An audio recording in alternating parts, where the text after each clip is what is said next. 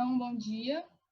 Hoje eu vou apresentar para vocês sobre exossomos derivados de neutrófilo, que não é um assunto muito comum de aparecer. Então, primeiro, para começar, todas as células, tanto eucarióticas como procarióticas, têm a capacidade de liberar vesículas extracelulares.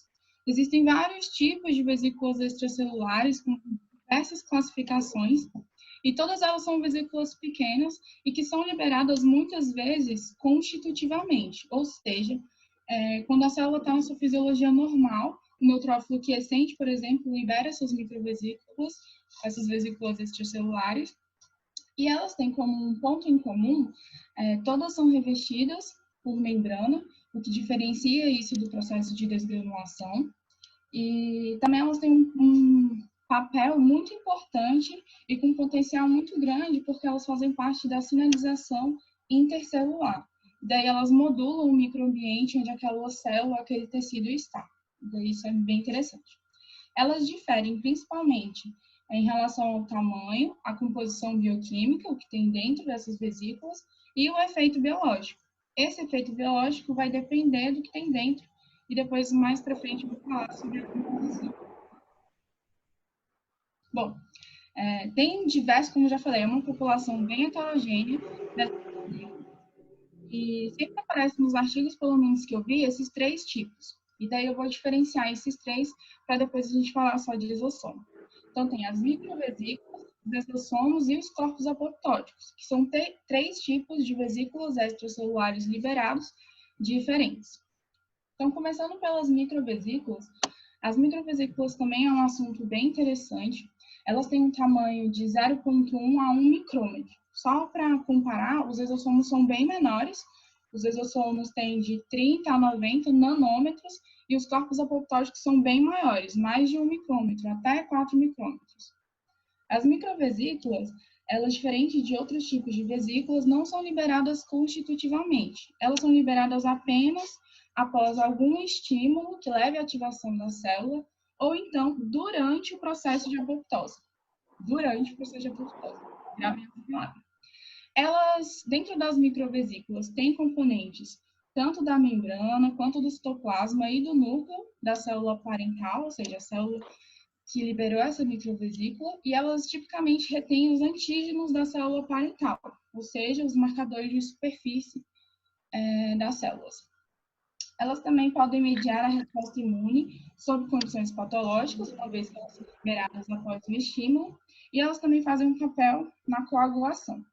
Falando especificamente de neutrófilos aqui nas microvesículas, eles também liberam essas microvesículas, chamadas de microvesículas derivadas de neutrófilos, MVDNs, e tá aqui em amarelinho para me lembrar de falar para vocês que essa é uma classe de vesículas, de microvesículas menos estudadas atualmente, apesar do papel super importante que o neutrófilo tem na inflamação.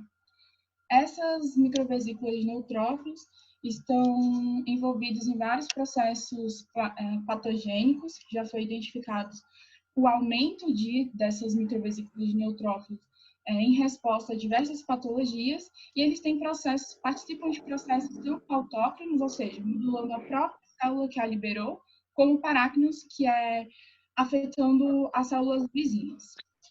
Um exemplo dessa questão da importância e do potencial dessas microvesículas de neutrófilo é o fato que somente o aumento dessas microvesículas de neutrófilos é um preditor independente, só já pode prever qual que é a carga de aterosclerose, como é que fala? Traduzido literalmente, mas eu acho que ele se refere à carga da placa de aterosclerose, que se forma nos vasos sanguíneos. Então, aqui tem esqueci que eu posso usar o mapa. Tem aqui esse artigo, essa revisão de 2014, é bem pequenininha, porque não tem muita coisa sobre o assunto, e a maioria do artigo é só falando sobre microvesículas em geral, e pequena parte foca nos neutrófilos. E daí que tem essa imagem bem interessante, que tem um neutrófilo, então, quando ele é ativado ou está passando pelo processo de apoptose, ele libera essas microvesículas que têm uma diferença de tamanho, então varia bastante o tamanho dessas microvesículas, e, por sua vez, essas microvesículas, quando liberadas, modulam o ambiente onde o neutrófilo está, porque eles vão agir, vão ter efeitos diferentes em células diferentes. Então, por exemplo, aqui, um efeito pró-inflamatório nas células endoteliais, causando o aumento da citocina pró-inflamatória IL-6. Os corpos apoptóticos, como eu falei, eles são bem maiores,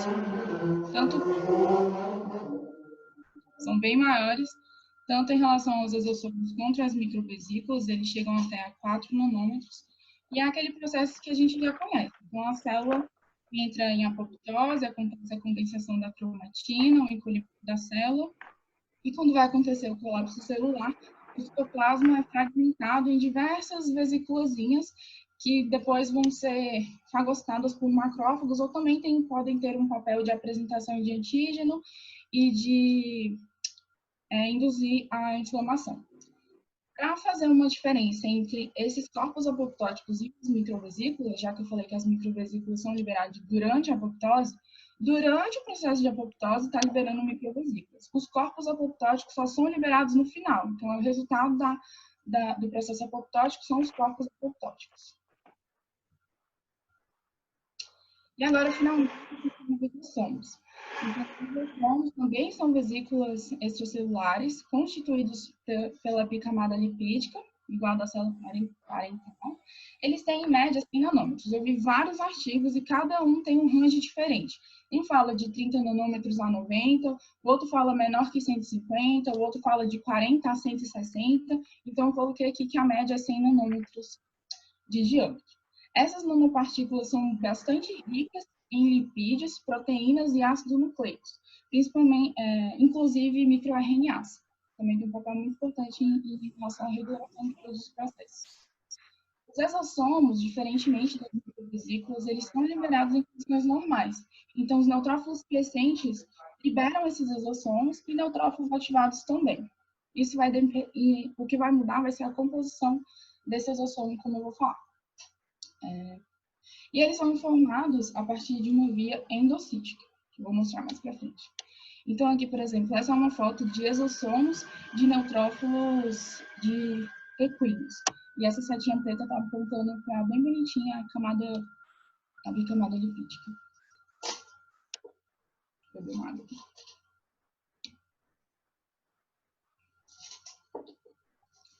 Bom, então, falando da formação dos exossomos, de maneira geral, é isso aqui que acontece. Então, temos a célula. Essa célula vai sofrer uma invaginação da membrana que vai formar um endossomo, por isso é pela via da endocitose.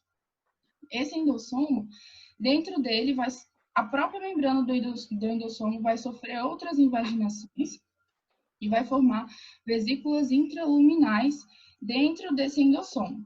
E aí, formando várias vesículas intraluminais, vai formar um corpo multivesicular, aqui, multivesicular bodies, MVB do inglês. E essas vesículas, então, vão ser levadas até próximo à membrana da célula, onde essa membrana do endossomo vai se fundir com a membrana da célula e liberar os exossomos, cada um com a sua bicamada lipídica bonitinha.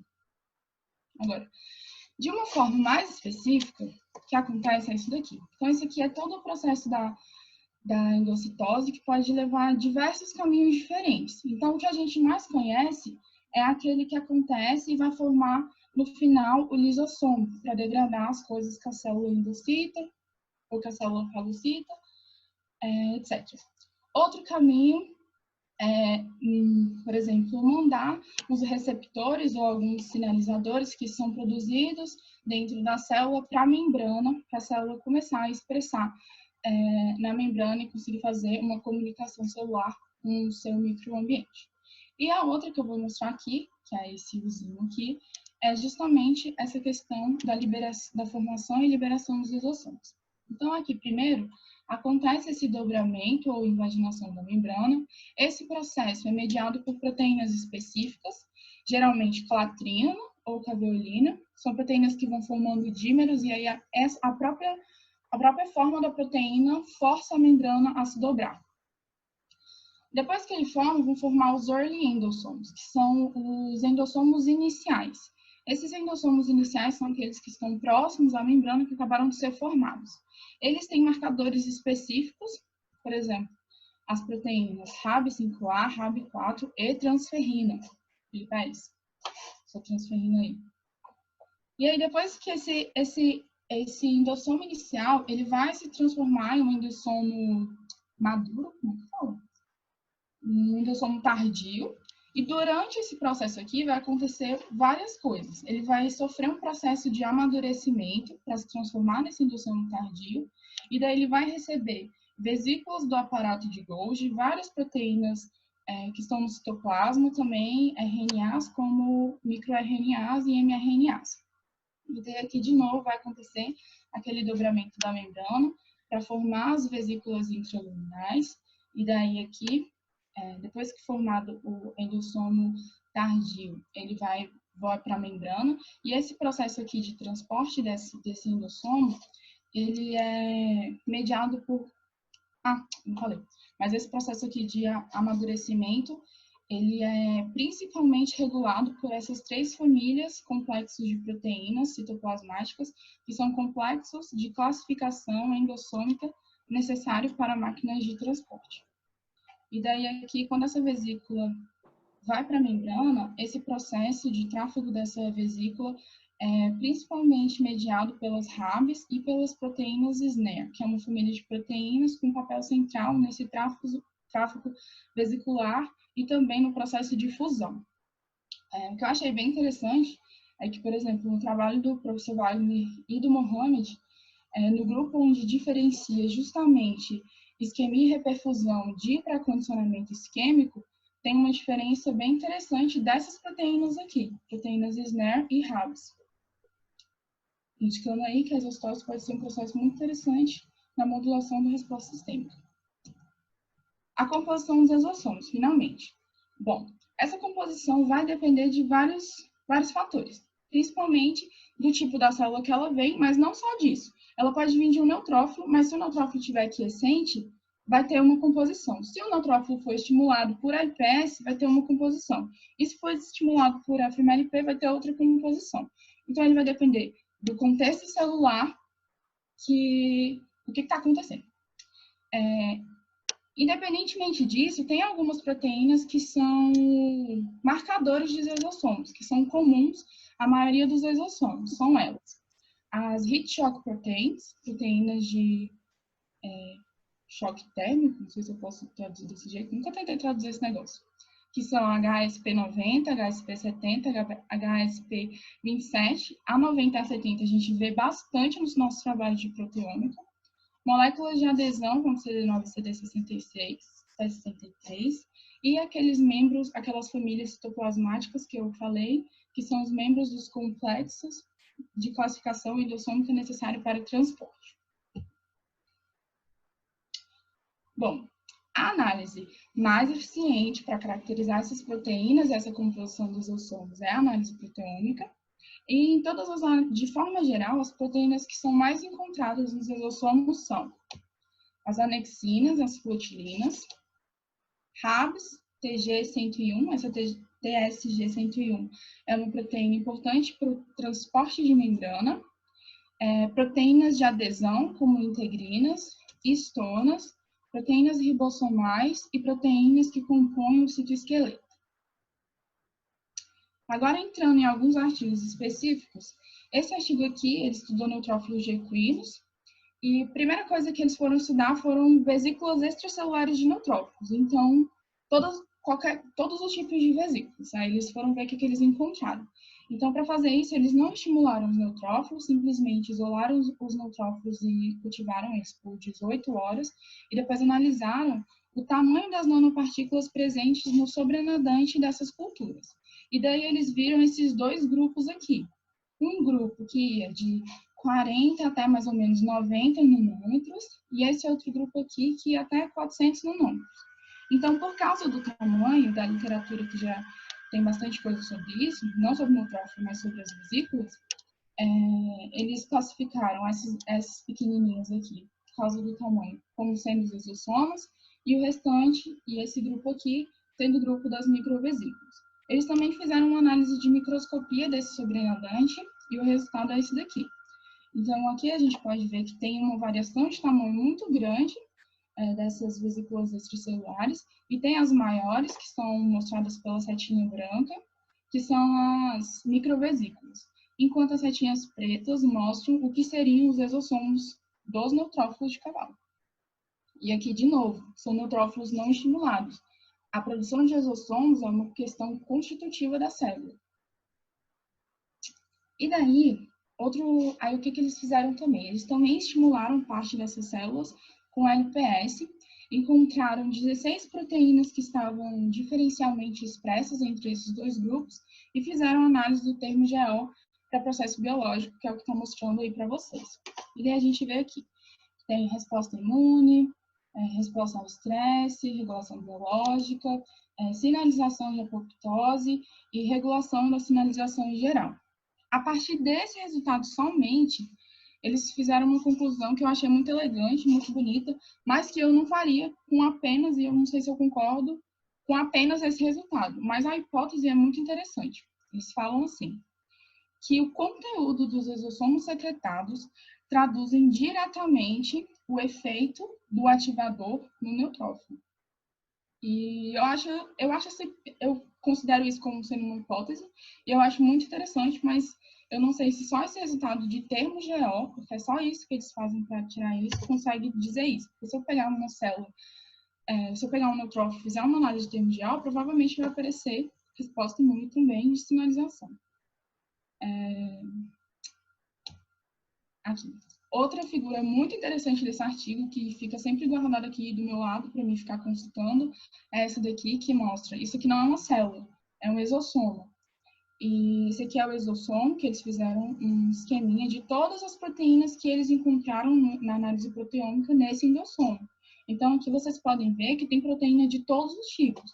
Tem várias proteínas de metabolismo, proteínas de adesão, proteínas de sinalização, proteínas de formação dos corpos multivesiculares, chaperonas, né, proteínas que estão associadas ao tráfego de membranas, enfim.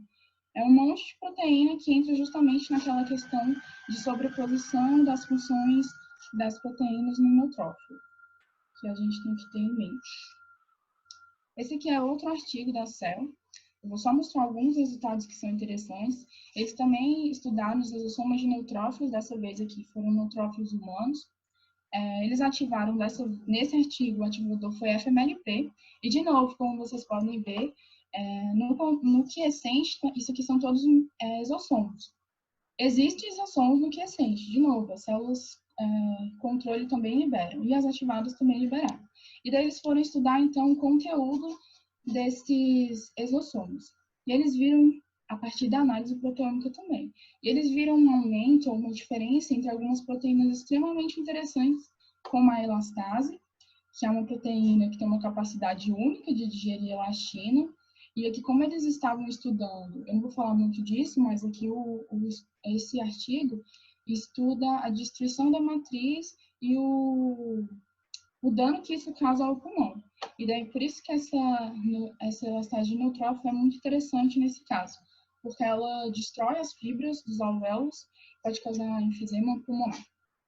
A lactoferrina também é uma proteína importante de neutrófilo, e a meloperoxidase.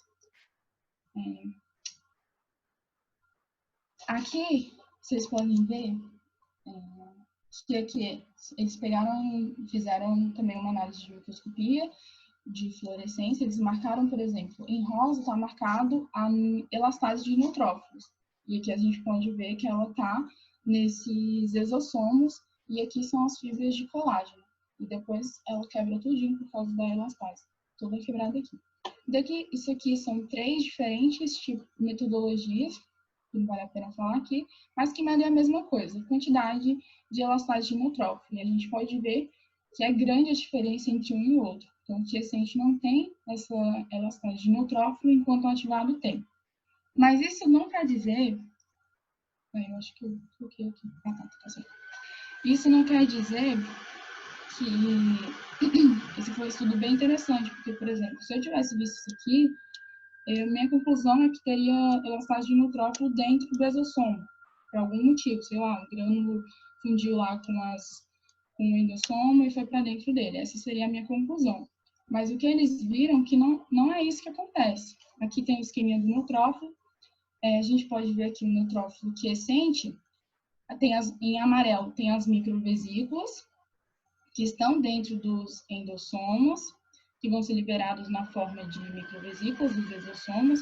E em azul é a elastase de neutrófilo. Essa elastase de neutrófilo está sequestrada dentro dos grânulos primários, como a gente sempre estudou. O que acontece, na verdade, que eles viram nesse artigo, é que quando o neutrófilo é ativado, aqui, por exemplo, com estímulo de FMLP, as duas coisas são liberadas também. E daí forma um halo aqui em volta da célula de elastase de neutrófilo, que por questões iônicas mesmo vão se ligar a esses exossomos, vão grudar nele aqui, ó, como está nessa figura e ele vai ficar cheio nessa elastase de neutrófilo. Então não é porque ela está dentro, mas ela fica na superfície do exossomo. A F aqui, esse desenho que está mostrando, parecendo um bumerangue, sei lá, ele representa a proteína alfa-antitripsina, que é a serpina 1. Essa serpina 1 ela é super interessante porque é ela, somente ela, que regula a elastase de neutrófilo. Ela desativa ela porque ela se liga de forma irreversível aqui, como está mostrando. Daí eles fizeram esse teste. Então, só o neutrófilo aqui, sem a alfa-antitripsina, eles viram que o exossomo fica cheio da elastase de neutrófilo. Quando eles colocam a alfa-antitripsina, elas conseguem sequestrar parte dessa elastase de neutrófilo, e daí eles foram estudar essa hipótese dele de que essa ligação era uma questão de carga das partículas. Eles fizeram com que o exossomo ficasse com uma carga catiônica, uma carga positiva. E daí eles viram que nenhum dessas elastases se ligou, teve a capacidade de se ligar ao exossomo e, consequentemente, foi sequestrada e desativada pela serpina que estava no meio. Bom, gente, é só isso. E obrigada.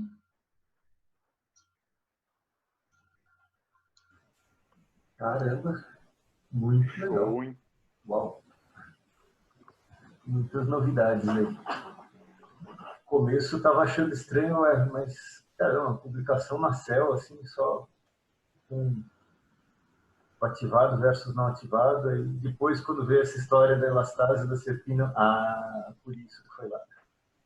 Pois é, são bem recentes. Esse da Cell foi de 2019, e em 2020 saiu como se fosse uma reportagem da Nature falando desse artigo da Cell. Não entendi esse conflito de interesses, não. Mas falando sobre o potencial, era uma reportagem falando sobre o potencial desses exossomos de neutrófilo em qualquer questão de terapia. Pois é, muito legal isso aí. E assim, a gente tem possibilidade de estudar isso, né? Tem um professor lá da Patomol que trabalha com exossomos, microvesículas em geral. Já cheguei a conversar com ele, ele estaria interessado em fazer parceria com a gente, mas ainda não levei isso adiante. Vamos pensar melhor nisso. Muito interessante essa abordagem que você fez aí, Isabelle, mostrando os tipos diferentes, e cada um deles, como é que funciona o neutrófilo. Dúvidas, pessoal? Vamos lá, perguntem aí. Isabelle, Por que eu sinto um tom de vingança, Felipe? Não tô entendendo. Não é esse o objetivo. Você para elogiar só, para camisa top. Peraí. A perguntinha que eu tenho é o seguinte: geralmente, quando você vai estudar os tipos de proteína, você trabalha com um tipo de, tipo assim, aonde ela foi liberada ou a proteína em si? Vamos supor, tipo, você falou de exossomo. Aí você coloca exossomo e tenta procurar as proteínas que estão relacionadas com isso. Ou você coloca só aquela proteína para ver se aquela proteína está relacionada ao exossomo. Não sei se você entendeu. Eu entendi. A primeira vez, agora que eu achei esse artigo, eu fico com ele do lado para ficar consultando toda hora.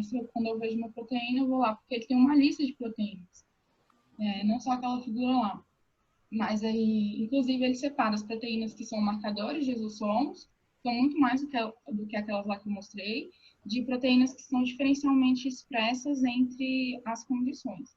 Mas a primeira vez, geralmente é quando eu pego uma proteína que eu não conheço, ou que não tem muita coisa, daí eu pesquiso ela sozinha, então só o nome dela, só ela. E daí eu vou vendo tudo que aparece. E daí depois eu vejo ela mais neutrófilo. Então, o nome da proteína e neutrófilo, para ver se aparece alguma coisa. E aí apareceu esse artigo de exossomo dessa forma, assim, eu não procurei exossomo. Quando eu vejo alguma proteína que eu acho que pode estar relacionada a isso, aí sim eu procuro especificamente essa proteína em exossomo para ver se tem alguma coisa a ver. Mas é bem aleatório o meu processo de análise. Me perdoe. O que mais, gente? Mais perguntas, mais dúvidas?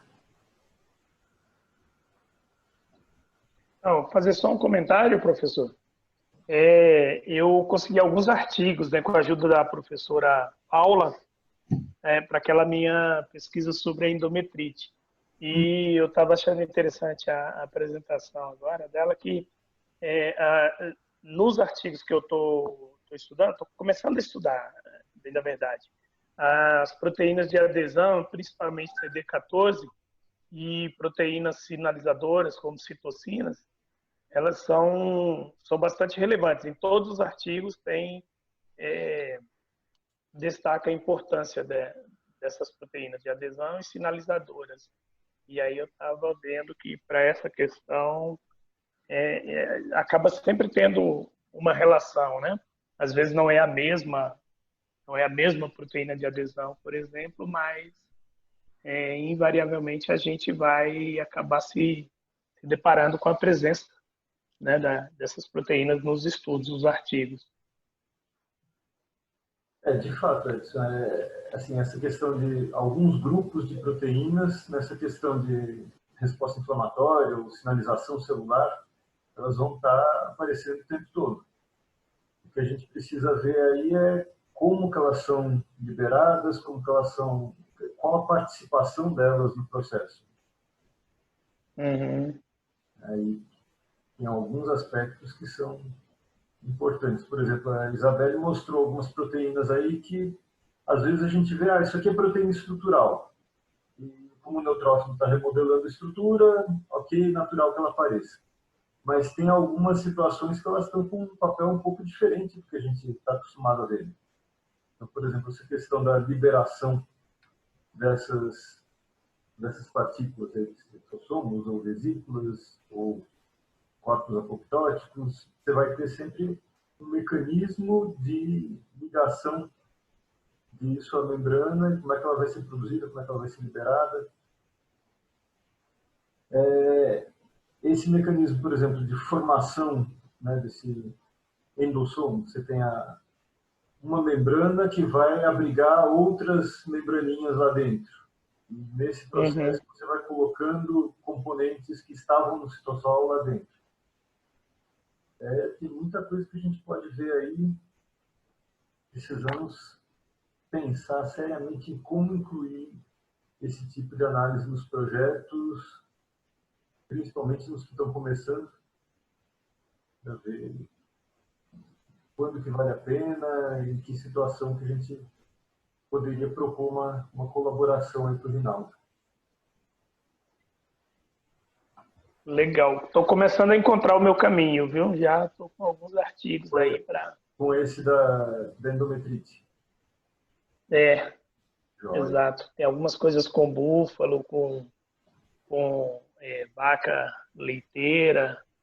E aí a professora Paula me mandou, aí ela falou, não sei. Eu não terminei de analisar, não tive nenhuma dica. Agora, diga no gel que eu estou vendo, que eu queria ter feito, porque eu estava vendo essa questão de tem algumas proteínas dessas microvesículas que estão relacionadas a isso, que diferem entre nanogel, titânio e FMLP. Então, talvez o conteúdo dessas microvesículas, de acordo com o estímulo seja diferente. É aquela hipótese que eu coloquei lá, que está na minha mente. Pois é, agora, assim, na discussão até dá para colocar como hipótese e tal, mas para colocar experimentos de validação ou de segmento é complicado, porque a gente não tem nanogel do mesmo tamanho, né? Vai Não, para o e a mesmo gente, caminho da metabolômica. sim, a gente combinou de tentar publicar como é que tá, né? Daí vai ser só na base da discussão mesmo. E mesmo assim, é um processo pouco discutido e eu não posso falar que está relacionado a isso. Eu posso falar que uma das possibilidades é estar relacionado a isso. Dá para levantar a hipótese. Aí a gente precisa ver com a Lild ou um jeito de fazer esses nanogéis chegarem aqui, ou se tem algum jeito de a gente produzir isso aqui. Sei lá, algum grupo aí da física. Parece que eles produzem isso com radiação, né? É. Agora, eu não faço a menor ideia se isso é simples, se é complicado, como é que é. Eu precisaria ver, talvez com o pessoal da física, se eles... Primeiro precisa ver com a Lild se eles podem passar o método detalhado ou se é um negócio que está sendo patenteado, como é que é isso. E se puder passar o método, se a gente tem condição de produzir isso aqui. Outra possibilidade é ver com o titânio. O que eu quero ver são essas microvesículas em esquema e reperfusão. Cadê o Mohamed? Meu camundongo nocaute para Vamp 8. Peraí. Com isquemia e reperfusão, se bem que não é exatamente isquemia e reperfusão, mas eu estou começando a discutir um projeto com o pessoal lá da USP, com a Edna, que ela vai fazer agora um projeto em suínos, testando 2 sistemas lá de N-acetilcisteína e uma outra droga que ela me falou, que eu esqueci o nome. Mas eles vão fazer os testes clínicos usando suíno como modelo e estava querendo fazer parceria com a gente para a gente olhar a proteômica dos neutrófilos. Mas para fazer aí com eles é complicado, porque precisaria ver algum grupo que conseguisse isolar. O quão estáveis são essas vesículas? Por exemplo, dá para congelar e transportar? Ela aguenta dias congelada, não? Ou é que nem neutrófilo, que se congelar e descongelar, ou tem que ser um processo muito especial, ou escolhemos tudo? Estou ouvindo. Esqueci. Eu não vi nada disso não, mas é a mesma membrana da célula. Eu suponho, e o conteúdo é bem aquoso, eu suponho que se congelar ela vai estourar. Depois a gente precisa pensar em como ver isso, mas a sua ideia é por aí. Ver isso na isquemia e reperfusão seria muito interessante. Sim, porque tem a diferença lá do grupo de 3 e 5. Sim. Vamos ter que pensar em como levar isso adiante um pouquinho mais para frente. Primeiro você tem que acabar os 30 projetos que estão na sua mão. Joia. O que mais, pessoal? Mais perguntas, mais dúvidas, mais coisas para discutir aí em relação à apresentação da Isabelle?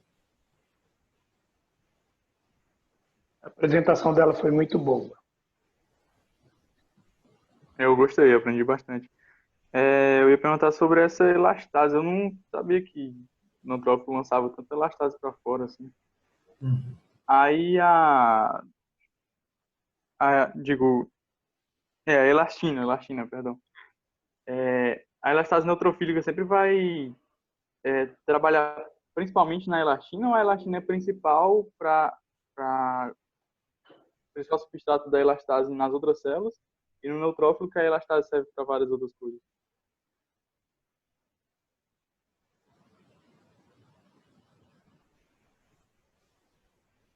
Ela trabalha, ela tem esse substrato da elastina, que é muito importante também, mas ela também tem outros papéis no neutrófilo. Eu não vi o finalzinho da sua pergunta, acho que travou. Mas ela tem outros papéis no neutrófilo, como ela degrada, por exemplo, o estono durante o processo de NETs, H1.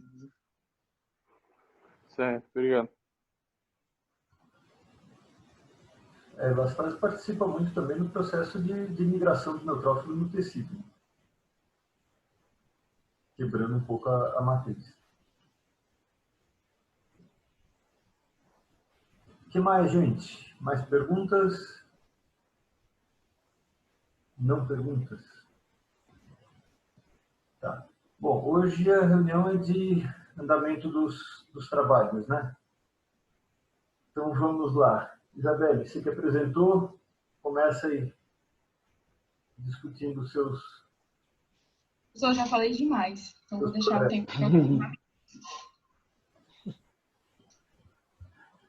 eu estou enrolando, vai. Porque para mim ter entregado esse artigo de novo já faz umas 3 semanas, mas eu não estou conseguindo tempo para terminá-lo.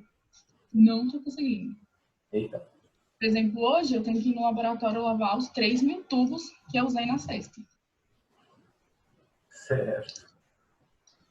Tá, quer dizer, então o seu foco continua sendo a finalização do artigo do nanogel. E, claro, os experimentos lá, né? E é só isso. Coleguinhas, por favor, se apresentem.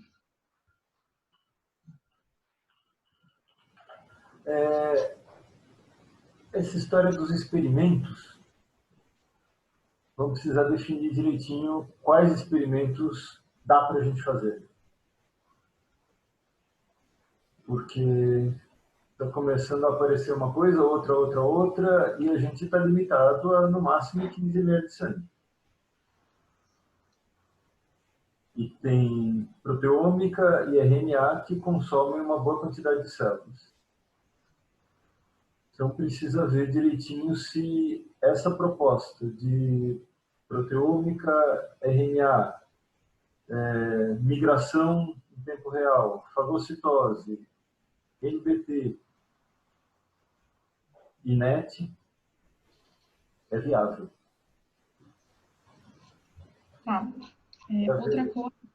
Oi? Outra coisa que tem que ver é porque a Patrícia Chu, ela tá achando que falta só mais, acho que 2 amostras para a gente terminar o grupo leve. Ela falou lá no grupo. No dia do experimento eu não tive tempo de ficar olhando, aí eu olhei no outro dia todas as mensagens. Aí ela falou, a gente pega mais 2 amostras na terça e fecha o grupo leve para neutrófilos. Só que a gente vai ter que fazer tudo de novo, por causa dos outros testes. Pois é.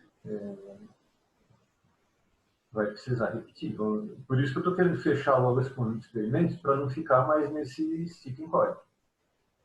Não, vamos fazer isso aqui. Se aparecer mais experimento depois, esquece. Não vai incluir, não, porque senão a gente não começa nunca. Tá. Outra coisa que eu vi mesmo também é a variação da quantidade de células entre as amostras. Eu peguei a amostra com com 2 vezes 10 à sétima e com 1,2 vezes 10 à sexta. Então, não dá para a gente, se for para definir, a gente está conseguindo 2 vezes 10 à sétima, dá para fazer tal e tal teste. Aí vem uma amostra com 1,2 vezes 10 à sexta. Pois é. Mas que eu me lembre, em geral, a gente tem uma variação bem grande de quantidade de células nos experimentos. Mesmo eu não acho que eu trabalhei na minha ata. Todos os experimentos que eu fiz para o mestrado, a variação é bem pequena. É uma ou outra que sai da curva.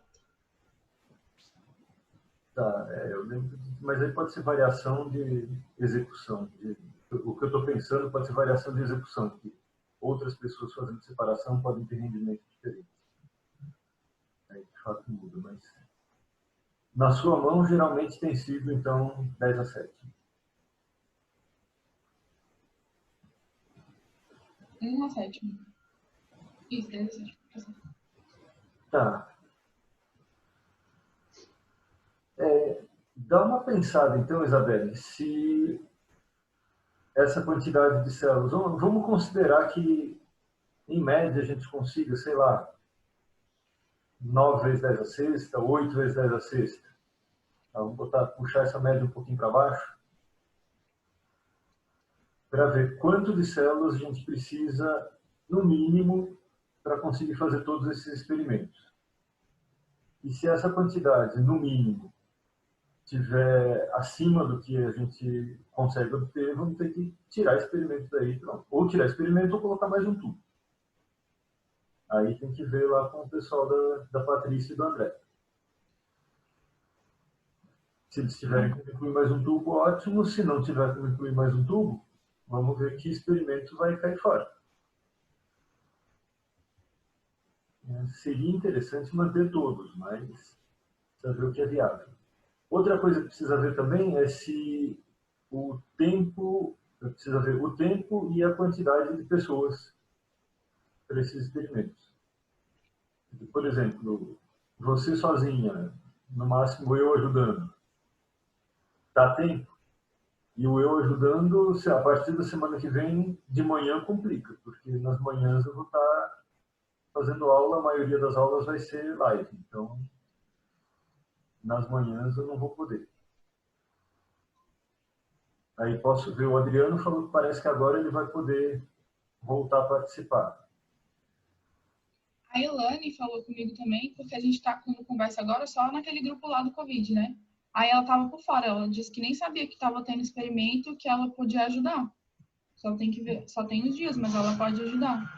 Tá, nos dias em que ela não está comprometida com o trabalho dela, ela pode... Tá, beleza. Então, veja, por exemplo, se você definir que essa quantidade de células que tem agora, com mais uma pessoa ajudando, dá para fazer, sei lá, 2, talvez 4 por dia. Se der para fazer 4 por dia, em 2 dias resolve-se. Né? Ou se for 2 por dia, que seja, em 4 dias a gente resolve. Então, se fizer, por exemplo, 2 vezes por semana, em 2 semanas está fechado. Agora precisa ver direitinho quanto de células, quanto tempo e qual o máximo que dá para fazer com tranquilidade. Também não vamos fazer um jeito que, não, se fizer o extremo do extremo do extremo, dá para fazer tanto. Não vamos levar para o extremo, porque a chance de dar erro é grande. Então, pensa aí direitinho para a gente definir logo isso. Eu vou pedir como prazo lá para o pessoal da clínica até quarta-feira da semana que vem. Porque na terça o pessoal já disponibiliza o equipamento de migração. Eu imagino que no máximo 2 dias, eles consigam explicar para a gente como é que funciona. Né? Talvez o ideal seria fazer pelo menos um experimento teste para a gente ver isso e pronto. Pode ser? Jóia. Tá, então, em termos de experimento é isso. Em termos de artigo, você está focalizando em finalizar o do nanogel. Assim que finalizar, me manda para eu revisar e a gente levar isso adiante. Jóia. Marcos, você que está aqui em cima na fileirinha aqui do Zoom. Eu sempre fico em cima? Não sei, tá aparecendo aqui em cima hoje. Eu costumo pegar pela ordem do Zoom para ver quem vai falar, que fica mais fácil. Eu não sei se ele coloca todo mundo, se ele mostra a mesma ordem para todo mundo. Ah, tá, porque eu sempre me vejo em Tá cima. aparecendo você, eu e a Isabelle. Tá certo. Professor, estava dando uma olhada naquela história lá de trombose, NET e as salas aqui. Eu achei um negócio interessante com relação à acetilação de estonas. Só que eu ainda não estudei o bastante para levantar alguma tese segura. Por enquanto, ó, o que, se fosse para falar hoje, que daria para fazer dentro disso, eu colocaria a tese assim. Ó. A aspirina previne trombose pela supressão da formação de NETs. tem alguns artigos que até o momento eu não achei nenhum referindo-se exatamente ao neutrófilo. Mas tem um aqui sobre célula endotelial, que ele fala da aspirina agindo nessa acetilação das estonas. E aí, em outros artigos sobre neutrófilos específicos, eu vi, cara, ele estava falando lá, quando a estona é acetilada, o neutrófilo não vai para anetose. O neutrófilo vai para apoptose. Interessante. Enquanto, tipo, se, por exemplo, a estona fosse... Qual é o nome da outra palavra? Só um minuto. Citrulinada, ela ia para anetose, mesmo que não estivesse produzindo ROS, mesmo que independente desse outro lado de formação. Quer dizer que, dependendo de qual modificação pós-traducional é feita na estona, a produção de NET estaria sendo regulada diretamente por isso. Isso, estaria sendo regulada por isso. E aí eu só estou tentando explorar mais, eu estou tentando explorar a fundo, como é que eles estão vendo isso com a aspirina. Eu, por exemplo, quando falaram, a aspirina está inibindo o NF-kappa-beta e inibe a formação de NET. Mas eles não falam exatamente onde é que a aspirina está atuando lá. E aí eu estou procurando se eles falam exatamente como é que a aspirina está atuando essa acetilação da estona. De fato.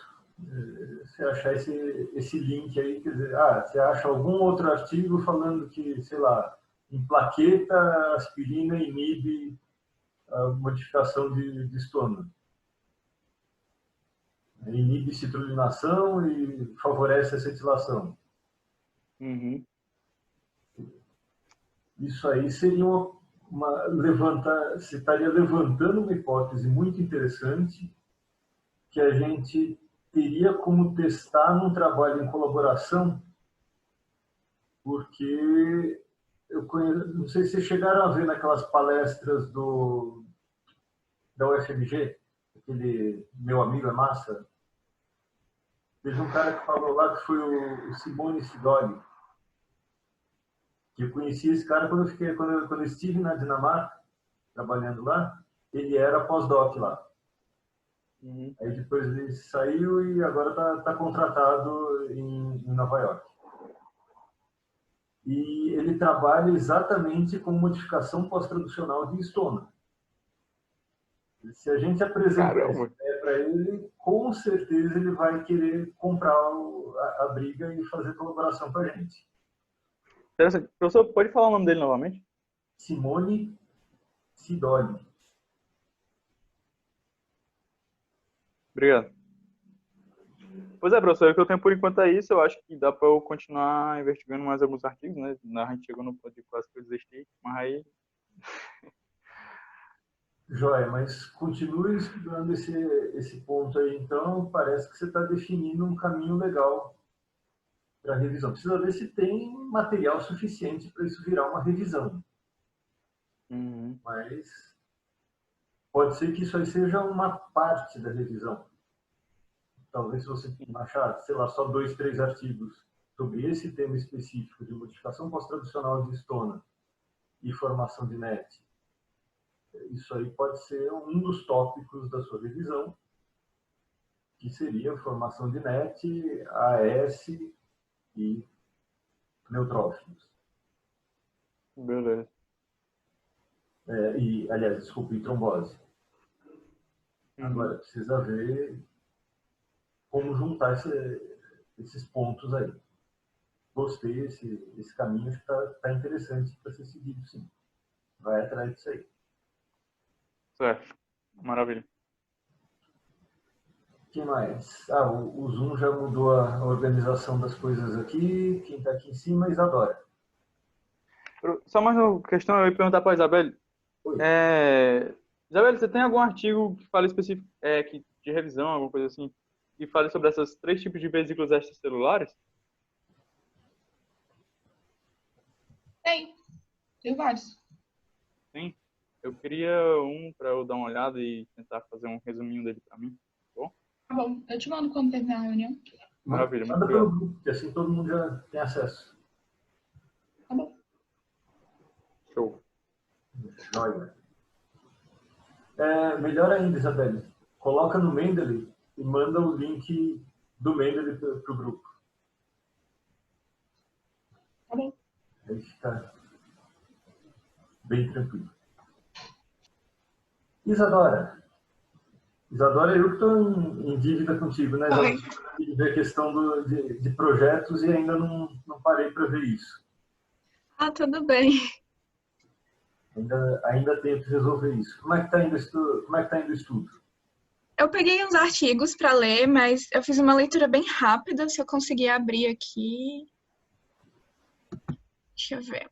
É que meu computador tá com um problema para abrir algumas coisas.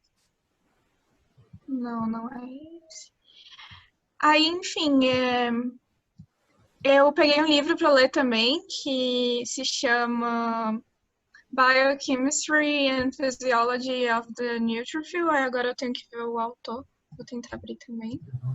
Esse livro é legal. Ah, legal? Ah, então vou continuar lendo. Aí tem outro que eu peguei de NETs, que se chama Netoses, né? Immunity, Pathogenesis and Therapeutics. Eu acho que o nome do autor, da autora é Geta Hai. Esse é um livro ou um artigo? É um livro. Aí. Bom, tem 191 páginas, eu acho que é um livro. Não lembro de ter visto esse, não. Tem que dar uma olhada aqui, né? Eu vou tentar compartilhar minha tela para você ver, pode ser?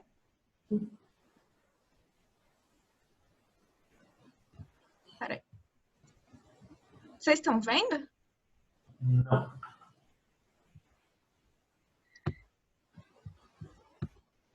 E agora? Agora sim apareceu. É esse aqui. Eu preciso ver se eu tenho esse aí. Esse aí não foi eu que te mandei, não, né? Não, esse eu Mandaram no pesquisei. grupo um dia desse, professor. Eu não sei. Mandaram Na no verdade, grupo um dia desse, foi você, não? Foi no grupo? Foi. Então acho que eu peguei no grupo. Foi você mesmo que mandou, professor. Oi, ó, tá Mas começando. esse, na verdade, eu não comecei a ler ainda, mas eu pretendo começar a ler em breve. Certo. Deixa eu só ver uma coisinha aqui.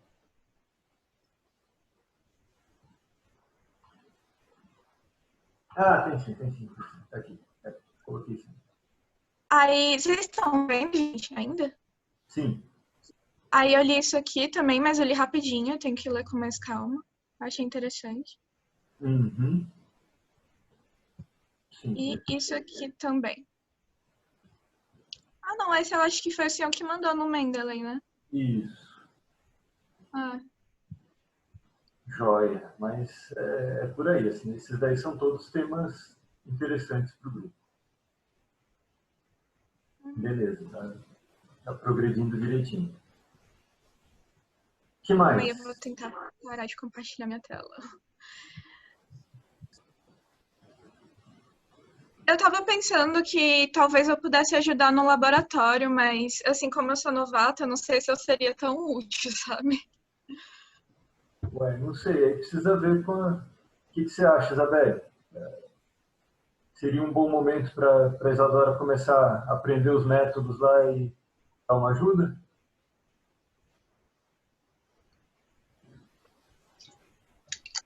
Desculpa a demora que eu tava comendo. Tudo bem. Uai. Ajuda é sempre bem-vinda, né? Beleza. Nem que seja gente pra lavar vidraria. No que eu puder ajudar, eu ajudo. Essa é a parte mais importante. Eu não pego essa tarefa para ninguém. Só precisando ter o cuidado de ver de não ser num dia que tenha muita gente. Por exemplo, se for Isabelle, Catiele e Adriano, aí já mais uma pessoa começa a complicar um pouquinho pela questão do distanciamento, que a gente precisa ter o cuidado de manter. Sim, é verdade. Então, Vamos ver aí se tiver um dia, por exemplo, vai só a Isabelle, eu vou também para ajudar, aí nesse dia você poderia ir sim. Tá? De que não tiver muita gente indo para fazer experimento, sim, é legal você ir para... Você já vai começando a aprender os métodos e vai dando uma ajuda no preparo dos materiais lá. Acho que é legal. Uhum. Joia. O que mais? Mais algum ponto aí que você queria colocar, Isadora? Acho que não. Ah, joia. E você, Felipe? O que você conta de novo? Como é que está indo aí o seu trabalho? Eu refiz aquele negócio a planilha do campo, porque eu vi que o que tinha trocado foi que não podia colocar Jane ID, tinha que colocar Jane Symbol. Por isso que não estava aparecendo por isso que estava aparecendo uma proteína diferente. Eu troquei lá no BioDBNet para Jane Symbol, né? Aí coloquei outras coisas mais específicas. Aí depois eu descobri como é que achava as diferenças pelo gráfico lá, como seriam, tipo, aquela proteína tá ligada em quais processos biológicos, componentes celulares, etc. Você tinha que apertar, no caso, na lista dessa proteína que ela gera lá no pump, que aí ela te dá, entendeu? Aí eu consegui ver outras características que eu não tinha visto antes. Foi exatamente sobre aquela sobreposição que a Isabelle tinha comentado comigo. Tá. Não são todas as proteínas. Ela dá para algumas, outras não tem absolutamente nada. Não tem processos biológicos, componentes celulares, aí essa eu estou procurando manualmente mesmo. Mas eu já achei bastante coisa referente às proteínas, de forma individual e tentando coligar os grupos. Eu sei que eu separei por grupos com funções, mas agora eu separei por grupos só pelo string mesmo, e estou vendo aonde elas estão presentes. Tipo, qual o processo biológico de cada proteína ou componente celular ou via que elas estão coligadas. Aí eu achei muita coisa diferente. Aí o que eu estou fazendo agora é vendo mais essas proteínas de metabolismo, tá? Apesar de que elas podem participar de outras vias também, e ter presença em outras funções, mas eu estou basicamente nesse grupo, vendo qual que é a importância dele, porque eu acho que esses aí estão diretamente ligados às atividades como fagocitose, ROS e NETs, né? E são as perguntas do meu mestrado. Certo. Então, estou vendo, porque tipo assim, eu estava vendo que os estudos, eles estão mostrando que antigamente os neutrófilos, eles eram estudados apenas com glicose, mostrando que era dependente a glicose, né? Só que depois eu estava vendo outros estudos mostrando que o neutrófilo também pode participar de outras vias metabólicas que não foi tão elucidado, como a de ciclo de Krebs, fosforilação oxidativa e a via da pentose fosfato. Aí eu comecei a tentar entender e peguei um artigo de revisão falando sobre metabolismo geral de neutrófilos. Aí eu estava vendo que fagocitose, ROS e NETs poderiam ser investigados, pois os neutrófilos são dependentes de glicose porque eles necessitam de energia para esses processos, né, para esses mecanismos. Aí agora o que eu estou tentando achar nos artigos é algumas perguntas que eu fiz. Mas os neutrófilos estimulados por interleucina 8 estão down regulados. Por quê? Tipo, se eles dependem de energia, por que está down regulado? Porque, tipo assim, essas proteínas estão baixas no meu estudo. Eu também perguntei para mim mesmo, estou falando, será que a interleucina 8 inibe parcialmente as atividades dos neutrófilos? E a outra, será que ela direciona toda a sua energia para alguma atividade e às vezes não tem como ser feita todas as atividades? Não tem como, sei lá, ela faz muito bem quimiotaxia e fagocitose, mas para ROS não tem energia necessária, não tem energia para ser feito isso. Aí, o que eu estava vendo aqui, uma coisa interessante, é que tem um artigo que ele mostra que a glicose ela participa da ativação da geração de ROS, mas tem estudos que mostram que essa produção de ROS, dependente do metabolismo da glicose, foi intensa só na fase inicial, enquanto o metabolismo dos ácidos graxos e a função mitocondrial facilitou a produção prolongada de peróxido de hidrogênio durante a fase tardia. Aí eu falei, é interessante, vou tentar ver só esse link de função metabólica dos neutrófilos com interleucina 8.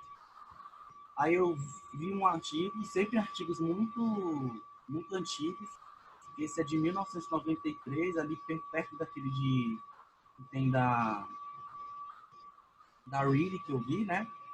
Aí ela mostra algumas coisas relacionadas a neutrófilo, mas com uma concentração muito baixa.